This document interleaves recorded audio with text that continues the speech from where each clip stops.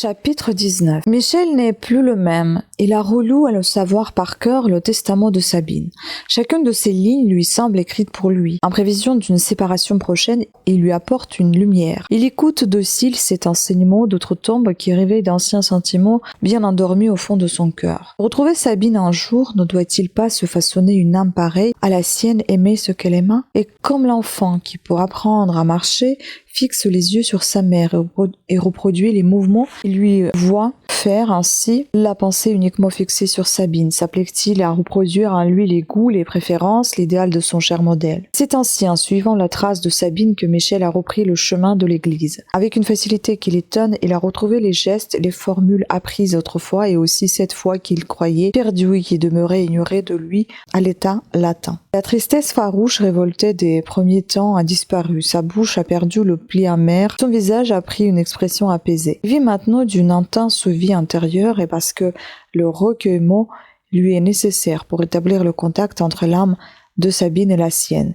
Il s'isole volontiers. Cette nouvelle manière d'être ne plaît guère à Monsieur Larmoisie dont l'insouciance naturelle, la gaieté blagueuse, mise un moment en sourdine, refuse de se contraindre plus longtemps. Le rire de son père, ses plaisanteries, sa voix sonore, ses inflexions qui s'achèvent en chantant, heurtent comme autant de discordances les oreilles et le cœur de Michel. Jamais il n'a senti aussi fortement les disparités de leurs deux natures, et jamais il n'en a tant souffert. Et parce que ces disparités proviennent en lui de l'apport maternel, instinctivement il se rapproche de sa mère, Madame Larmoisie, il retrouve une humeur en harmonie avec son humeur actuelle, une sensibilité délicate, capable de le comprendre. Il se rend donc souvent rue de Grenelle et comme il lui vient, avec le besoin de s'épancher, il choisit les heures où Monique, étant absente, il s'est rencontré sa mère seule. Le sujet de leur entretien, est-il besoin de le préciser? C'est la fiancée regrettée. Indéfiniment, il rappellerait ses souvenirs. Marie-Hélène l'écoute d'une oreille complaisante, mais pas seulement pour lui être agréable, mais aussi pour se dédommager de l'éloignement où il a été tout nu et pénétrer ainsi dans la vie et dans le cœur de son fils. Ce roman qu'elle avait presque ignoré, alors qu'il se vivait, la passionne rétrospectivement. Elle se met à aimer Sabine à travers l'admiration et le culte de Michel. Elle l'aime morte plus qu'elle ne l'a aimée vivante. Peut-être sans se l'avouer parce que dans sa tombe, la fiancée de son fils ne peut plus être une rivale. Elle lui sait gré d'avoir répondu à la recherche de cher enfant, de l'avoir préféré à d'autres, de lui avoir donné ses mois de bonheur et de lui laisser un souvenir si pur, si noble. Une intimité nouvelle naît ainsi entre la mère et le fils qui leur est à tous deux une grande douceur, un peu de mystère et ajoute son charme. Ces stations du jeune homme rue de Grenelle, Monsieur Larmoisie les ignore et Monique n'aurait pas été avisée si une fine odeur de cigarette demeurait dans l'appartement n'avait décelé la présence toute récente de son frère. « Michel est donc venu ce matin, maman ?» « Oui, j'oubliais de te le dire. » À la rougeur de sa mère, Monique comprend que l'oubli fut volontaire. Pourquoi lui cacher un fait aussi simple? Elle n'insiste pas, mais quand 3 jours plus tard, la même odeur l'avertit d'une nouvelle visite, elle ne peut se tenir de faire d'un ton légèrement piqué cette remarque. Je me demande pourquoi Michel choisit toujours pour venir vous voir les heures où je suis absente. Michel voulait tant que sa mère apprécia comme lui l'élévation morale de la chair disparue qui lui communiqua, pour l'édifier, quelques fragments du journal de Sabine. Madame Larmoisie les lut avec émotion. Que Sabine était heureuse d'avoir une telle foi, marqua-t-elle, et une pointe de regret et d'envie percée dans sa voix. Quand on croit ainsi, la vie prend un aspect si différent. On peut tout supporter, même le martyre. C'est cette qualité de foi qui opère les miracles et soulève les montagnes. Michel dit gravement. Aussi Sabine a-t-elle fait à ma connaissance au moins un miracle. Marie-Hélène eut un sourire désabusé. Les miracles ne sont plus de notre siècle, mon pauvre ami. Il hésita, puis rendre la foi à un indifférent n'en est-ce donc pas un? Il faudrait être sûr. Tu le connais cet indifférent? Très bien, puisque c'est moi-même, avoua-t-il en rougissant un peu. Toi? Elle le regardait incrédule. Il inclina la tête. Elle répéta. Toi? Élevé par ton père? Toi qui avais supprimé toute pratique religieuse, tu serais croyant aujourd'hui, croyant convaincu? Absolument. Par quel phénomène? Qui a agi sur toi? Qui t'a endoctriné? Personne. Je vous affirme que de son vivant, la chère Sabine n'a pas exercé la moindre pression sur moi. Elle ne m'a ni catéchisé, ni endoctriné, ni adressé le moindre reproche, mais elle aura intercédé pour moi et la grâce avec la lumière me sont venues par le canal de ce journal qui m'a remis depuis Monsieur Raquette. En lisant les pieuses considérations qu'elle a tracées là, j'ai compris que la religion était le seul lien subsistant entre les vivants et les morts, et pour qu'un jour mon âme rejoigne la sienne, je me suis remis à prier. Madame Larmoisie écoutait, profondément troublée. En face de mon malheur, continuait Michel, n'avait que deux attitudes à prendre, me révolter, me soumettre. Me révolter, c'était perdre Sabine à tout jamais. J'essayais de me soumettre, Dieu a fait le reste. Son fils partit. Marie-Hélène demeura longtemps pensive. Jamais comme aujourd'hui, Michel ne s'était ouvert à elle. Il venait de soulever un coin du voile qui abrite et cache les replis les plus secrets de tout cœur humain. Elle s'étonnait de découvrir en lui ce mysticisme si inconciliable, aurait-elle pensé, avec son apparente insouciance. Elle était doucement émue qu'il l'eût choisie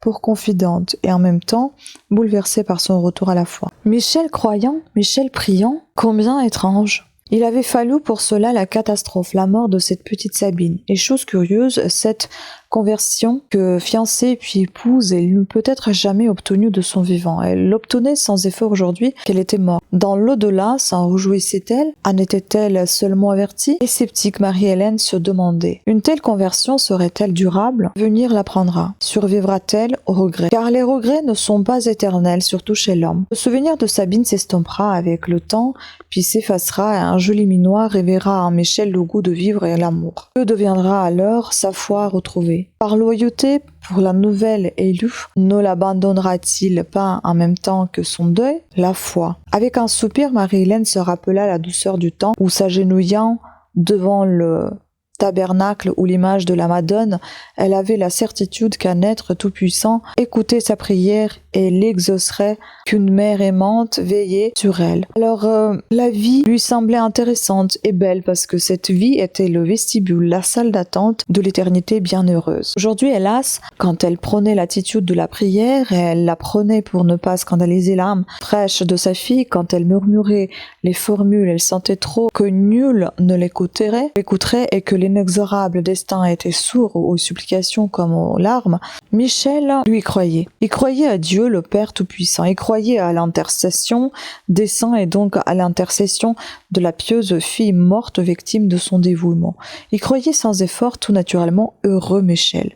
Heureux Michel, certes oui, la foi lui avait été rendue gratuitement sans même qu'il l'eût positivement demandé. Poussé par un besoin nouveau, il avait repris les pieuses habitudes de son enfance.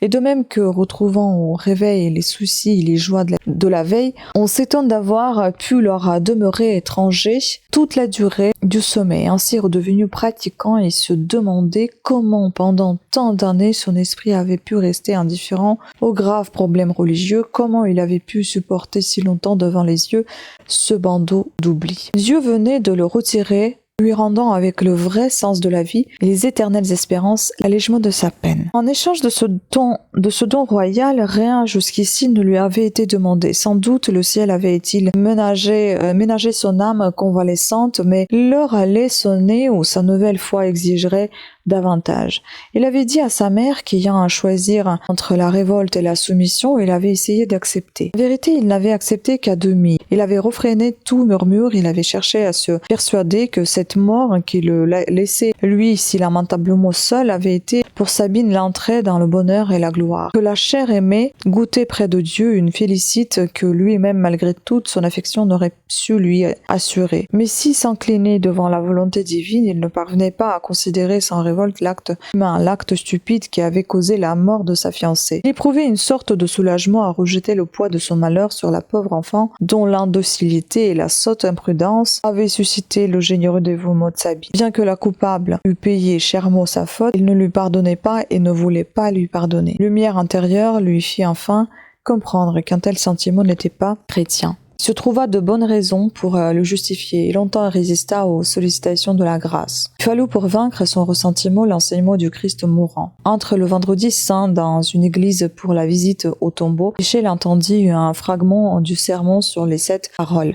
Le prédicateur commentait justement la prière du Sauveur pour ses bourreaux. Ils ne savent ce qu'ils font. Michel fut troublé. Si l'excuse était valable pour Pilate et Judas, surtout pour Caïphe, Hérode, les bourreaux qui haineusement avaient cherché à faire mourir Jésus, combien plus était-elle valable pour l'imprudente enfant qui, elle du moins, n'avait pas voulu la mort de Sabine? Ce soir-là, cédant enfin à Michel, se prit à murmurer « Mon Dieu, pardonnez-lui ». Elle ne savait ce qu'elle faisait. Chapitre 20. Jean Raquette arrivait légèrement en retard pour le dîner boulevard de Courcelles s'excusait. Absorbé par mon travail, j'en ai oublié l'heure. Je ressemblais mes notes et les mettais au net. Pour vos fameuses conférences, précisa M. Larmoisi, non sans une petite pointe d'ironie. Ce qu'entendant Monique marqua son étonnement. « Comment Jean, vous êtes conférencier ?»« Je n'ai pas cette prétention, je ne me permets que de simples causeries, » répliqua-t-il en souriant. Elle demanda intéressée. « Cela ne vous impressionne pas de parler en public ?»« Oh, pourquoi ? Mon auditoire n'est pas intimidant, ce sont des jeunes gens sans grande culture dont la sympathie m'est assurée d'avance.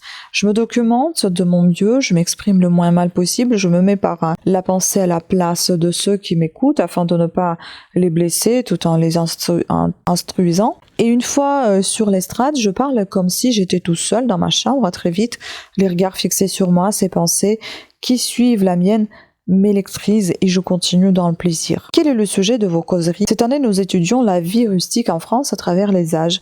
J'en suis à la dernière moitié du XVIIIe siècle. Un pareil sujet nécessite un gros travail de documentation, remarqua Michel. Je vais fouiller dans les bibliothèques. Comment en trouves-tu le temps? Ainsi que le répétant notre chère Sabine, le temps se trouve toujours à condition de n'en pas perdre. Et si tu savais comment ces recherches sont passionnantes et quelles découvertes on fait dans le passé, nous sommes tellement portés à croire que rien n'existait avant nous. Ces vieux livres, ces vieux documents nous prouvent qu'il n'y a pas grand-chose de changé sous le soleil et que les plus importantes révolutions ne modifient guère le train-train ordinaire de la vie. Relevant cette assertion, Michel dit en souriant « Tu n'estimes pourtant pas que les conditions de vie soient les mêmes aujourd'hui qu'il y a 100 ou 200 ans ? Évidemment encore que ces changements atteignent l'homme par le dehors et ne touchent guère sa vie intime. J'ajoute que cette amélioration est due à l'effort persévérant, travail du savant, de l'ingénieur, de l'ouvrier, et non à ces secousses brutales que sont les révolutions. » Très juste, reconnut Michel. Vous avez un nombreux auditoire, Jean? Informa Monique. Au début, je n'avais que quelques jeunes gens, mais ceux-ci ont amené des camarades, et aujourd'hui la salle est comble. C'est un vrai succès et je vous félicite. Jean dit gaiement. Remarquez que la salle n'est pas le grand amphithéâtre de la Sorbonne. Le succès, si succès il y a, est dû surtout à la gratuité. Le Parisien est bien le fils du Gaulois de jadis. Il a le même esprit curieux et raffole des palabres. Quand une occasion se présente d'entendre un discours ou une conférence en bourse ou délié, il en profite. L'attrait de la gratuité ne serait pas suffisant, observa Michel. La preuve, c'est que ton ami Gendron ait dû suspendre ses causeries faute d'auditeurs. Le sujet qu'il traitait était plus ardu. Surtout, c'était Gendron qui parlait et ce n'était pas Raquette.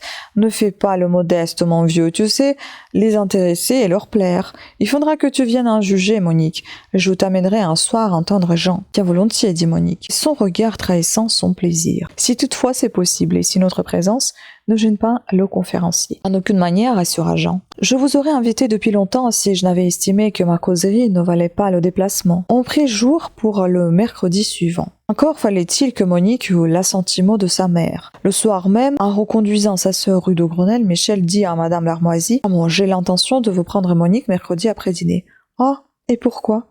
Nous irons, elle et moi, au quartier de la gare entendre Raquette qui fait une causerie à de jeunes ouvriers. J'ignorais que ton ami fut conférencier. Jean est trop modeste pour se vanter de ses talents et de ses bonnes œuvres. Mais cette causerie qui s'adresse à ses ouvriers n'est pas pour vous, objecta Marie-Hélène. Jean a le don de rendre intéressant tous les sujets qu'il traite. Parle avec tant de chaleur et d'agrément. Je ne connais pas suffisamment ce jeune homme pour en juger. Au ton de sa mère, Monique la devine contrariée. Puisque cela vous fâche, maman, je n'irai pas, dit-elle avec vivacité. Ce qui lui attire cette réponse. Je n'entends pas que tu te prives pour moi d'une soirée agréable. Encore leurs deux susceptibilités qui se heurtent. Sans en tenir compte, Michel décide. Je serai en bas avec l'auto mercredi à 8h30. Naturellement, je ramènerai Monique. Nous ne devrons guère être absents plus de 2 heures. Marie-Hélène soupire. Sa peine ce soir, c'est d'être une fois de plus laissée de côté. Pourquoi Michel et Monique ne lui ont-ils pas proposé de les accompagner à cette conférence? Elle ne se dit pas que sa répugnance bien connue pour les sorties du soir explique cette omission, qu'il lui eût suffi d'exprimer son désir pour qu'il se fisse une fête de la mener. Non, elle préfère penser qu'à dessein on la met à l'écart. C'eût été pourtant une bonne occasion de se rapprocher du frère de Sabine et d'étudier le caractère, les idées de celui que sa fille aime. Elle souffre de rester étrangère aux premières pages, si fraîche, si charmante, si pleine de promesses, du roman dont Monique est l'héroïne. Hélas, il en sera cette fois comme l'autre. Le livre ne lui en sera entrouvert qu'au chapitre fiançailles, pour ne s'ouvrir tout grand à l'heure presque inévitable du chagrin et de la désillusion. Le mercredi, quand Michel monte lui dire un bonsoir rapide, elle a sur les lèvres ces mots si simples. « Si j'allais avec vous ?» Sa susceptibilité maladive lui ferme la bouche.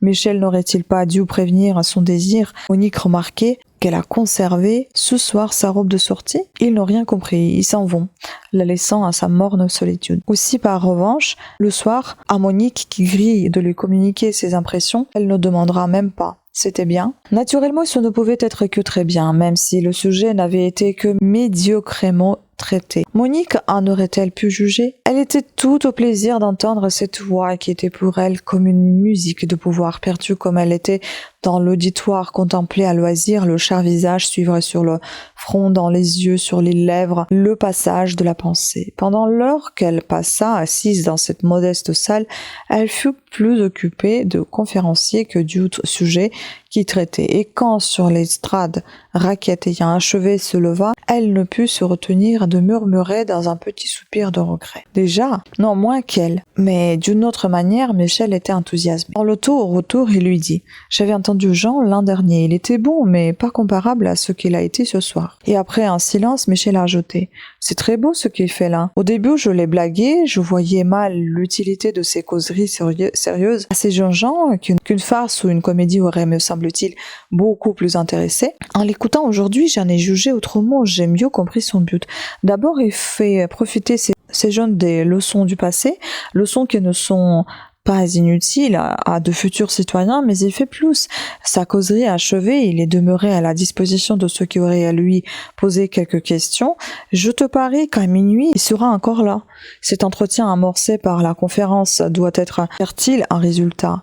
Que d'erreurs, de préjugés, il lui est donné de corriger ainsi. Lui-même gagne à ce contact entre son esprit et celui plus fruste de ces jeunes gens. En France, les différents milieux sociaux s'ignorent beaucoup, et s'ignorant, ils se méprisent ou se haïssent. C'est injuste. Tout ce qui peut contribuer à reprocher les cœurs est louable et salutaire. Monique, surprise, regardait son frère. Michel parlait ainsi, lui qu'elle avait toujours connu si sceptique quant à l'efficacité des œuvres. Jusqu'alors, son insouciance s'accommodant d'un état social qu'il ne croyait guère perfectible, et raillait assez volontiers de leurs tentatives les philanthropes et les apôtres. Et voilà que ce soir, il rendait justice à Jean et à travers lui à tous les agissants qui avaient pu modifier de la sorte ses idées. Chapitre 21. Le changement moral de Michel n'échappait pas davantage à Madame Larmoisie. De plus en plus, elle appréciait ce fils si sérieux. À l'âge où tant de jeunes gens ne songent qu'au plaisir, lui n'en avait guère souci. Le comparant à ce qu'elle était l'an passé encore, elle ne le reconnaissait plus. Il avait perdu entre autres la fâcheuse habitude héritée de son père, et qu'à ce titre, peut-être elle trouvait d'autant plus déplaisante de tourner en plaisanterie les choses les plus graves. Maintenant, dans ses propos, l'âme affleurée, souvent on la sentait vibrer noble et généreuse. Elle n'aurait jamais cru que l'évolution de ses idées au point de vue religieux modifiait de la sorte son humeur, ses manières, ses goûts. La mort de sa fiancée l'agrandit, reconnaissait-elle. Elle se répétait le vers du poète. Rien ne nous rend si grand qu'une grande douleur. Michel continuait de la venir voir fréquemment. Quand ils étaient assis l'un près de l'autre, elle travaillait à quelques ouvrages, lui joint par contenance avec ses bobines ou ses ciseaux, et il n'était plus exclusivement question de Sabine.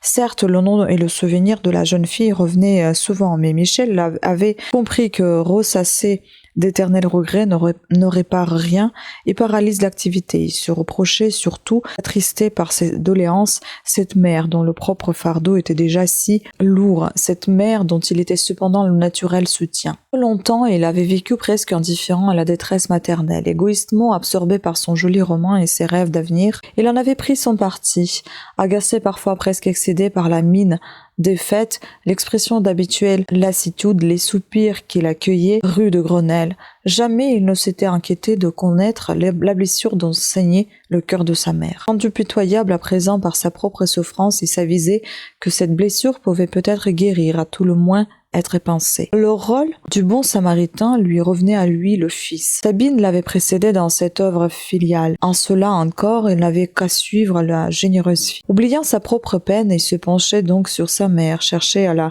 comprendre et sans presque poser de questions, l'amenait à se raconter. Elle lui parlait de son enfance, de sa jeunesse, ses souvenirs lointains. Elle les avait trop longtemps gardés enfouis au fond de sa mémoire, les repoussait quand il les émergeait du passé. Pourquoi? Il n'était cependant pas sans douceur, qu'il s'agit de ces toutes premières années vécues dans la chaude tendresse d'une mère trop tôt enlevée de la paisible période du couvent, ou après le retour au foyer des années passées près de ce père dont elle était la joie. Ce temps représentait pour elle la partie de sa vie vers laquelle elle pouvait se reporter sans amertume, sans regret, celle où tout se déroulait simplement, où elle se sentait confiante et à sa place. Le trouble n'avait commencé que plus tard. Pour faire plaisir à son fils, maintenant, elle repassait ces chapitres écoulés. Elle croyait les avoir oubliés, et du tout, il se déroulait devant elle avec une extrême netteté, sans qu'elle eût à faire effort. Y avait-il 30 ans de cela, ou était-ce hier? Tous ces détails, ces petits incidents étaient encore si frais, si colorés. Un sourire, une remarque de Michel prouvait l'attention qu'il prêtait à ces récits. Si futiles qu'enfussent parfois les épisodes, ne lui révélait-il pas à sa mère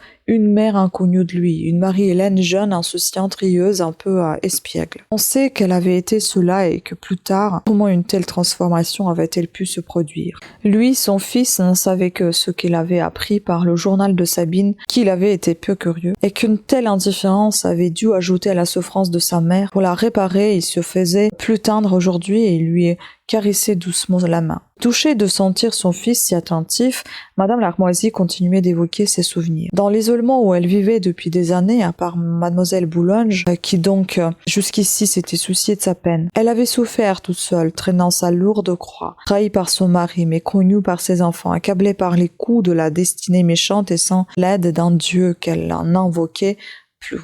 Et voilà que cette joie lui était donnée de trouver dans son fils une oreille complaisante, un cœur compatissant. Cher enfant, l'affection, dit-on, descend et ne remonte pas. La sienne remontait et d'une manière si touchante. C'est l'assurance d'être comprise et plainte qui la conduisit un jour à lui raconter la crise d'âme qu'elle avait traversée, cette vocation, cet appel de Dieu qu'elle avait cru entendre et auquel elle se reprochait de n'avoir pas répondu par faiblesse, parce que le monde l'avait séduite et que le courage lui avait manqué de rompre avec lui. Et ensuite, ce malaise dont elle avait demandé la guérison là où elle ne le pouvait trouver, à la dissipation des réunions mondaines, au voyage, au spectacle, puis son mariage, l'incompatibilité du meurtre vite évidente, les tiraillements, sa froideur hostile amenant l'infidélité de son mari puis la rupture. Et sa rancune, sa persistante rancune qui lui avait fait tant de mal. La suite, Michel la connaissait, il n'avait qu'à rappeler ses propres souvenirs. Il revoyait d'un côté le père, bon vivant, gai,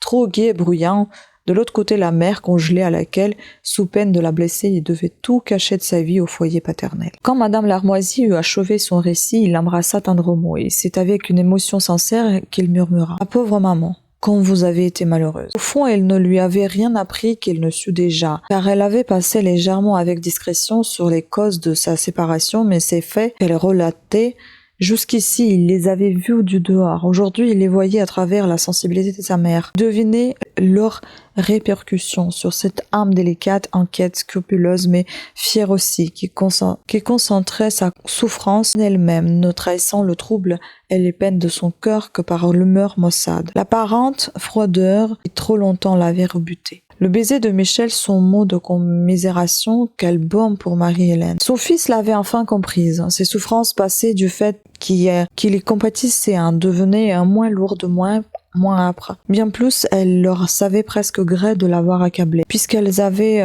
réussi tout à l'heure à faire briller une larme sur la paupière du cher enfant. Son Michel, son cher petit, son préféré. Il lui revenait donc après tant d'années d'éloignement. Sa joie, sa gratitude, se traduisirent par un long embrassement. C'est un moment après ce même jour que, répondant aux confidences par une confidence, Michel, la tête penchée sur l'épaule maternelle, instruisit Madame Larmoisie de ses projets. Voyez, maman, combien Dieu est tenace dans ses desseins et combien il est généreux. En un temps, pensez-vous, il vous avait appelé et vous n'auriez pas répondu. Eh bien, aujourd'hui, vous pouvez répondre en lui offrant votre fils, en lui offrant mon fils. Que veux-tu dire? Rien de tragique. Il ne s'agit pas pour vous, comme pour le pauvre Abraham, de prendre un couteau et de m'immoler. Il s'agit simplement d'accepter que je me consacre à Dieu. Elle cria dans un sanglot. Je ne veux pas que tu te sacrifies pour moi. Dieu ne peut pas exiger. Il la regardait en souriant. Mais je ne me sacrifie pas, maman.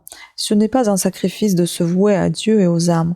Ce serait un sacrifice s'il m'en coûtait un effort. Mais il ne m'en coûte rien. Je vous assure, je vais là où je me sens appelée, avec une entière sérénité, une paix profonde. J'ajoute avec une grande fierté, une joie pleine de gratitude. C'est ma chère Sabine qui m'a montré la voie.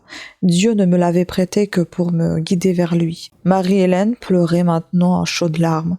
Michel lui prit les mains. Qu'avez-vous, maman? Pourquoi un tel chagrin? C'est trop cruel. Quoi? Parce que je n'aurais pas voulu dans un temps dire adieu au monde, tu devrais toi renoncer au bonheur humain, aux joies du mariage, de la paternité, te vouer à la solitude? Non, je ne puis l'admettre. On ne peut m'imposer un châtiment si disproportionné. Que parlez-vous de châtiment? N'est-ce un que d'être appelé par Dieu aux fonctions les plus hautes que soit sur terre? Qu'est-ce que vous ambitionnez pour moi? Que faisaient de moi vos rêves maternels? Un officier, un magistrat, un industriel, un financier, si élevé ou si utile que soit leur rôle, en est-il un aussi beau que celui du prêtre qui donne Dieu à l'homme et l'homme à Dieu? Mais, gémit-elle, jamais, par toi, je ne serai grand-mère. Il n'y aura pas d'autre petit Michel pour continuer mon fils. Tu serais le dernier de ta race, tu seras l'arbre stérile qui ne porte pas de fruits. Je n'aurai pas de fils, mais j'enfanterai des âmes au Seigneur, et c'est beaucoup mieux. Marie-Hélène sanglotait toujours, jetant les bras autour du cou de son fils. Elle supplia, Michel, mon petit Michel, si tu m'aimes, ne me fais pas cette peine, sois raisonnable. Tu traverses présentement une crise de mysticisme. C'est la seconde phase de ton deuil, elle sera suivie d'une troisième, un regain de goût pour la vie. Attends donc quelques mois, tu verras, et il en sera pour toi comme il en a été pour moi. Avant la fin de l'année, tu n'y songeras plus. Il s'était arraché des bras de sa mère et s'écartant un peu, dit avec reproche. Vous, maman, vous me conseillez de résister à Dieu. Vous voudriez dans votre tendresse aveugle compromettre mon salut? Je prévoyais bien l'opposition de mon père, mais pas la vôtre. Tu es dur, Michel. Puis la voix basse, d'un ton gêné, elle fournit cette excuse. Comment veux-tu que je t'approuve puisque je ne crois plus? Vous ne croyez plus? N'êtes-vous bien certaine? Secoua négativement la tête. Et cependant, on vous voit à l'église. Vous respectez les commandements de l'église. Oui, à cause de ta sœur. Mais pour moi, prière et abstinence ne sont que vaines formules et vaines formalités. Alors pour vous, le ciel est vide? Nos tabernacles sont vides? Hélas! Ah, maman, que je vous plains. Vous m'aviez autrefois enseigné toute autre chose. C'est vous qui m'avez joint les mains, qui m'avez fait répéter après vous les belles paroles du pater. Je croyais alors, et vous croirez de nouveau, lança-t-il, confiant et enthousiaste, quand ce fils à qui vous avez fait connaître Dieu le fera descendre pour vous sur l'autel, je prierai tant pour vous que la lumière vous sera rendue. Je fais appel à votre affection, maman. Ne combattez plus ma résolution. Vous me peineriez sans la modifier. Essayez de vous y résigner, et s'il y a là un sacrifice, offrez-le au Seigneur pour votre salut et pour le mien. Vous verrez alors que selon la parole évangélique, votre peine se changera en joie. En définitive, est-ce que, devenu prêtre, je ne resterai pas votre enfant bien plus que si je fondais un foyer? Et qui vous empêchera de demeurer avec moi? Madame Larmoisie releva la tête. Tu n'as donc pas l'intention d'entrer dans une communauté? Mais non, pourquoi? Je désire me consacrer au ministère paroissial, la tâche est si belle et si vaste. Je n'ai pas à tel point l'horreur du monde que je veux m'enfermer dans la solitude. Réellement, je pourrais vivre près de toi? Pourquoi pas? Cette perspective lui faisait envisager sous un nouveau jour la résolution de son fils, et remarqua en souriant. Je ferai une drôle de mère de curé. Chapitre 22. Michel avait prié sa mère de lui garder le secret tant qu'elle n'aurait pas informé Monsieur Larmoisie de sa détermination. Il sentait la nécessité, le devoir de parler à son père, mais trop certain d'avance de n'être ni approuvé ni compris, et retardait de jour en jour l'explication nécessaire, se flattant qu'une circonstance viendrait la lui faciliter. La circonstance ne se produisant pas, il se décida à parler un soir après le dîner. Papa, dit-il, rompant le silence. Un de ces silences trop fréquents maintenant lorsqu'ils se trouvaient seuls en face l'un de l'autre. Papa, je ne veux pas tarder davantage à t'entretenir de mes projets, car d'ici quelques mois, je devrais te quitter. Me quitter? Pour combien de temps? Définitivement.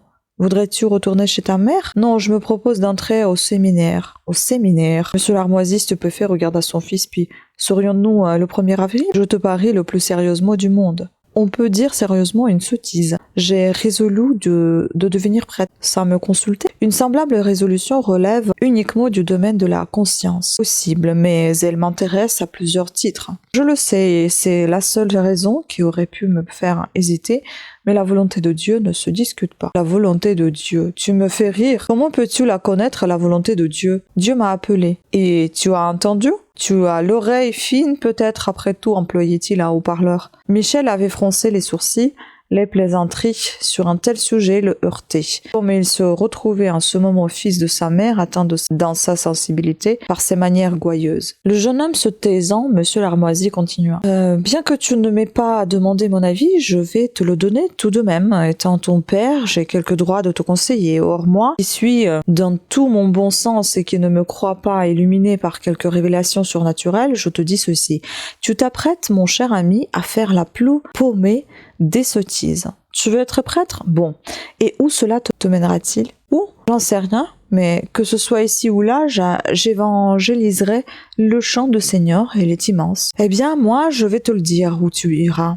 Tu seras nommé petit vicaire dans la fameuse banlieue rouge, réduit à la portion congrue. Tu ne pourras sortir de ton presbytère sans provoquer un concert de couac-couac. Tu recevras plus d'injures et de trognons de pommes que de saluts. Tout cela pour réunir dans ton église deux pelés et un tondu.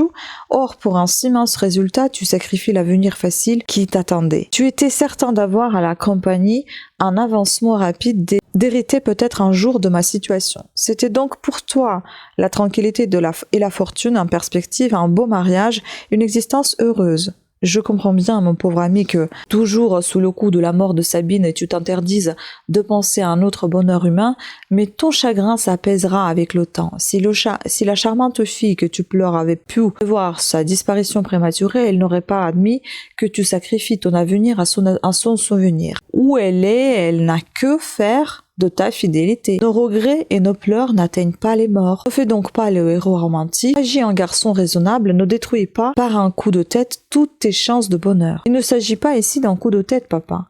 Tout ce que tu m'objectes, je l'ai déjà envisagé, et tu vois que ma résolution n'en a pas été ébranlée. Je ne cherche ni le bonheur, ni même la tranquillité. Mon ambition est plus haute et d'une autre nature. Devrais-je peiner et souffrir toute ma vie pour ne sauver qu'une âme? J'estimerais être bien payé de ma peine. Gaston Larmoisi haussa les épaules. Ah, que tu es bien le fils de ta mère, fit-il dépité. C'est elle qui t'a donné ce mysticisme, ce vague de l'âme, ces aspirations éthérées. Vois où cela l'a conduite. Et même toi. Et maintenant, écoute-moi, je vais tâcher d'oublier ce que tu m'as dit. Toi, de ton côté, tu ne penserais plus à tes projets sacerdotaux. Tu continueras ton existence habituelle et dans un an, nous reparlerons de tout cela. Si ta vocation, comme tu l'appelles, est solide, elle aura résisté, sinon je t'aurais libéré d'une crise fâcheuse. C'est convenu? Michel est frappé de la similitude de sa situation avec celle de sa mère quelques 25 ans plus tôt. Un délai lui est imposé aujourd'hui comme il lui fut imposé à elle. Mais lui ne veut pas exposer sa vocation au danger d'un tel retard. Dieu a le droit d'être obéi au premier appel. Michel sait n'être entraîné ni par une foi exaltée, ni par une sensibilité exacerbée, ni comme le dit son père, par une crise de mysticisme consécutive à son grand chagrin. Cette vocation lui est venue dans la paix et une fois calmée la première douleur. Elle ne fait pas miroiter devant lui les résultats miraculeux des conquêtes d'âme, des succès oratoires, d'éclatants triomphes de la grâce. Il envisage qu'un sacerdoce ordinaire est assez ingrat, donc il n'a pas à se méfier d'un emballement trompeur. Non, papa, non, je ne puis attendre jusque-là. Songez que j'ai 25 ans et qu'il me faudra fournir 5 années d'études au séminaire. Je n'ai déjà que trop tardé. D'ailleurs, ce délai que vous réclamez, l'Église l'impose à ses futurs ministres, puisque ce n'est qu'après 3 années de séminaire qu'on peut s'engager définitivement. Enfin, quoi? Tu veux partir maintenant? Lance brutalement Monsieur Larmoisi, dont le visage s'est enflammé.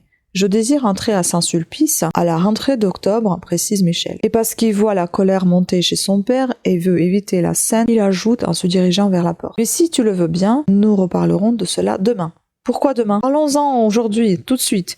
Veux-tu insinuer que je ne me possède plus? Je me possède toujours, mon ami, toujours. Et en cet instant, j'y vois bien plus clair que tu ne le penses. Tu m'as dit tes intentions, tu vas maintenant connaître les miennes.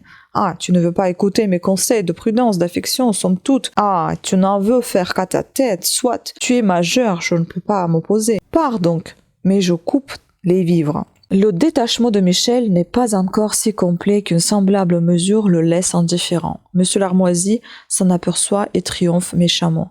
Tu ne t'attendais pas à cela, mon ami. Il en sera cependant ainsi. Tu es majeur, je ne te dois plus légalement aucune assistance. Jusqu'ici, j'ai pourvu à ton entretien parce que tu travaillais ton droit et que tu es entré à la compagnie conformément à mon désir. Aujourd'hui, tu t'engages dans une voie qui ne me plaît pas. Je ne fournis plus. Ne te flatte pas de modifier ma résolution par cette mesure mesquine, riposte Michel. Les 50 000 francs que grand-mère m'a laissés par testament assureront mes premières années de séminaire. S'ils ne suffisent pas, il y a les générosités d'âmes charitables qui ont le pieux souci de pourvoir à l'entretien des séminaristes trop pauvres. Le fils de monsieur Gaston Larmoisi sera du nombre de ces indigents. Voilà tout. Si tu crois me toucher par là, je m'en...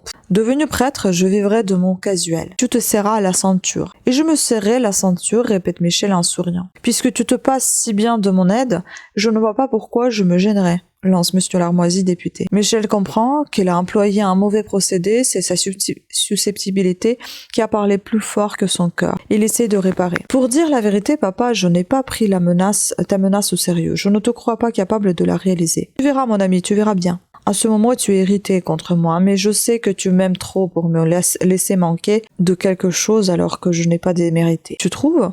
Comment donc me traiterais-tu si j'avais tué, volé, commis quelque action déshonorante? Exactement de même. Cependant, remarque Michel, ce que je m'apprête à faire n'a rien de blâmable. Au contraire. Gaston Larmoisi fronce les sourcils. Blâmable ou non, il n'accepte pas la décision de son fils. Elle contrarie tous ses projets. Il le révolte. Il la juge absurde, déraisonnable. Il n'en prend pas son parti jusqu'au bout. Il luttera contre. Dans cette affaire, dit-il, tu n'as pensé qu'à toi, mais moi. Je te l'ai dit, papa, seule idée de te quitter m'a fait hésiter. Et tu t'imagines que toi, parti, je vais vivre ici solitaire? Que je me résignerai à m'asseoir toujours seule en face de cette table?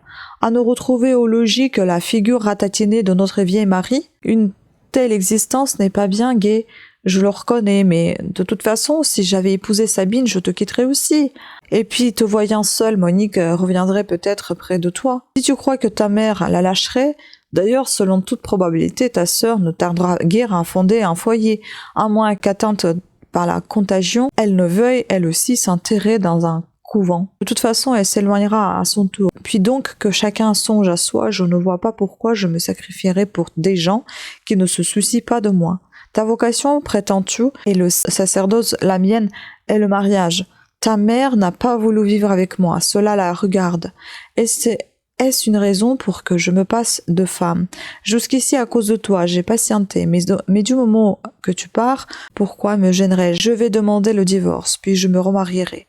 Michel pâlit. L'argument argent l'avait laissé froid, celui-ci le trouble, il est d'autre importance. Ce n'est plus là une menace en l'air, mais bien un projet sourdement caressé depuis longtemps et qu'aujourd'hui seulement son père se juge autorisé à réaliser. Qui retiendrait monsieur Larmoisi d'y donner suite? Il ne serait arrêté par aucune considération religieuse et la loi lui fournit toute facilité pour se libérer du lien conjugal. Maman ne voudra jamais divorcer, objecte Michel indigné. On se passera de son consentement. Encore faudrait-il que tu puisses formuler des grèves contre elle. C'est bien bon. Et le fait de vivre hors du domicile conjugal depuis 20 ans. Voyons, papa, tu ne feras pas cela. Tu n'en as pas le droit. Tu n'iras pas à notre mère vivant donner ton nom à une autre femme. Et qui donc m'en empêcherait, je te prie? Ta conscience. Ma conscience n'est pas si exigeante. Le respect de ton foyer. Mon foyer, je n'en ai plus puisque femme et enfants sont partis. Et c'est bien pourquoi j'en veux fonder un autre. Tu sais bien que te remarier dans ces conditions serait rompre avec Monique et avec moi. Libre à vous, ma porte ne vous sera jamais fermée. Mais il ne serait pas possible de la franchir, ce mariage que l'Église ne saurait bénir serait nul à nos yeux et il offenserait grandement notre mère. Enfin, que cela vous plaise ou non, il en sera ainsi. Et maintenant, je crois que nous n'avons plus rien à nous dire. Tu connais mes intentions et je connais les tiennes, cela suffit. Tu voudras bien simplement m'aviser de la date de ton départ pour que je trouve un remplaçant au bureau, un remplaçant appelé, cela va de soi, à devenir mon successeur puisque mon fils dédaigne la situation. Jusqu'ici, la vocation de Michel ne lui avait apporté qu'une joie paisible. Si sa mère avait paru chagrine, elle ne lui avait pas fait d'opposition et il se flattait qu'elle prendrait vite son parti d'une résolution qui pour elle aurait ses bons côtés. Mais son entretien avec son père, ce long et pénible débat, le laissant troublé et éveillant en lui des tiraillements et des scrupules. Avait-il le droit de partir pour le séminaire si la conséquence de son départ était le divorce et le remariage civil de son père? Ce divorce et ce remariage étaient tout de suite entrés pour lui dans le domaine des choses possibles. Il n'était pas sans savoir que les assiduités de Monsieur Larmoisi, près d'une de ses employées, avaient jadis provoqué la séparation de ses parents. Cette employée, Mademoiselle Régnier, était toujours en fonction. Michel la voyait au bureau et si l'attitude de son père en face de cette personne semblait correcte, l'arrogance de Mademoiselle Régnier, l'autorité qu'elle s'était arrogée sur ses collègues, prouvait qu'elle avait un haut appui. On ne l'aimait guère, et Michel avait entendu à son sujet plus d'une allusion qu'il n'avait pas voulu comprendre, mais il avait l'intuition qu'en parlant de mariage, M. Larmoisi pensait à cette femme. Ses soupçons devinrent presque une certitude les jours suivants. Mademoiselle Régnier prenait un air triomphant, soignant son maquillage, sa chevelure, arborant une fleur à l'échancrure du col, et tendait visiblement à se rajeunir. Il en conclut que son père avait dû faire luire aux yeux de l'employé la possibilité d'une union. Et Michel frémissait. La tentation était là, tant que lui-même demeurait boulevard de Courcelles, son père y résisterait. Mais par son départ, ne lui donnerait-il pas licence de succomber? Quel cas de conscience? Pour un bien, devait-il provoquer un mal? Et son désir de sauver les âmes devait-il engendrer un tel scandale?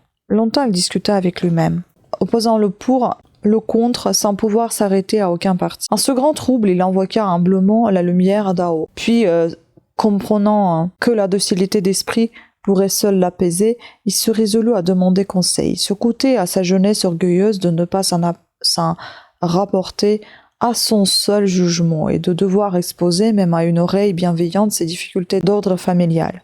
Mais la gravité des questions à un jeu le rendait prudent. Le conseil reçu où il chercha à voir la volonté divine fut de patienter. Patienter, c'était justement ce dont il se sentait le plus incapable. Et puis, patienter n'est pas une solution. D'une part, cela retarderait jusqu'à quand son accession au sacerdoce. D'autre part, cela ne modifierait pas les desseins de M. Larmoisi quand 3 mois, 6 mois, un an plus tard, il partirait pour le séminaire, son père restait seul, entamerait la procédure du divorce. Il n'aurait rien gagné à attendre. Le mal qu'il redoutait s'accomplirait pareillement. Et puis si la menace paternelle n'était par hasard qu'une simple tentative de chantage pour le détourner de ses projets, dans ce cas, Michel n'était-il pas stupide d'en être dupe et de gâcher ainsi ce temps si précieux de la jeunesse? Mais temporiser est une mesure essentiellement ecclésiastique, mesure qui satisfait à la fois la prudence et la charité, et qui invite Dieu à manifester sa toute-puissance. Et ce fut là une première et pénible épreuve, imposant au futur Lévite. Il tenta pourtant de se résigner, mais que ses occupations actuelles lui semblaient insipides. Consacrer les belles heures de sa jeunesse à rédiger des contrats, des avenants, à consulter des barèmes, à faire des calculs, à envisager que des intérêts matériels comme si ces questions d'argent étaient à la fin de tout. Chaque fois qu'il remplissait une police d'assurance contre le vol, la recommandation de divin maître surgissait devant son esprit. Ne vous amassez pas de trésors sur la terre où la rouille et les vers rongent, et où les voleurs fouillent et dérobent, mais amassez-vous les trésors dans le ciel. Et il lui venait une malicieuse envie de l'inscrire en marge du sévère papier. Au logis, il ne trouvait guère de réconfort, plus rien de la bonne entente d'autrefois avec son père. M. Larmoisi avait pris l'habitude de lire un journal pendant le repas, et quand par hasard il adressait la parole à son fils, il le faisait sur un ton aigre, avec le souci visible de lui être désagréable. Mon Dieu, soupirait Michel, pourquoi permettez-vous qu'on me retienne ici alors que de toutes mes forces, je désire aller à vous?